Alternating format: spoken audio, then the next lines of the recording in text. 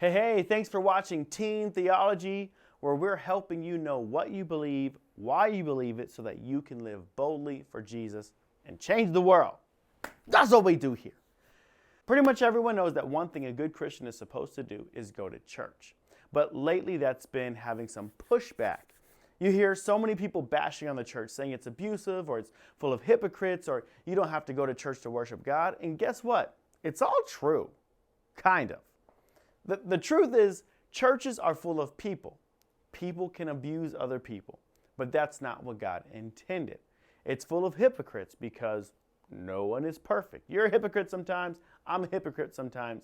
And you can really worship God anywhere. But that's not all there is to know about the church. Did you know that it was the church that invented hospitals? It was the church that started the abolition movement and Underground Railroad. It was the church who brought us out of the dark ages and into a new era of science, innovative music. It instilled public education for the masses and not just the rich. It pushed forward the civil rights movement. It was the first to advocate for women's rights and gives the most during national disasters and crises. These are just a few of the accomplishments that have come out of Jesus' church. So never be ashamed of the church. Here's some other things you need to know about the church. The church is God's representative to the world. The church isn't a building. It's every follower of Jesus in the world. The church is what the Bible calls the bride of Christ. And what's that mean?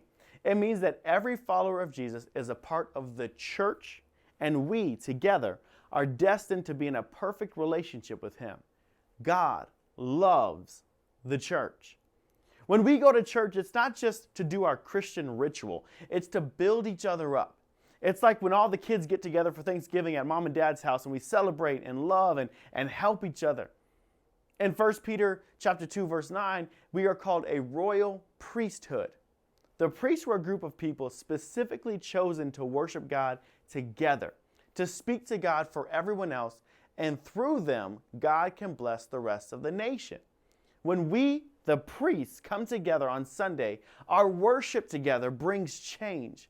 Yes, we can worship alone, but there's a great power in the unity of God's people worshiping God, and it makes Him happy that we are together. We bring a blessing to our nation.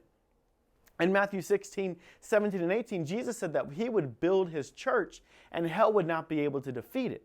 When the world is looking to shut the church down, stay strong. Remember our calling to make disciples of every nation and stand firm in Jesus. We are the church. Going to church is a huge deal, and you need to be a part of your local church. Don't just sit back, check it off your box, but you need to serve. You need to give your tithe there, the 10% of what you make. You need to be a part of what God is doing through the church group that He says you should be a part of. The church is powerful. The church is what God loves. It's the only thing He's building on earth. So let's go to church and let's be the church.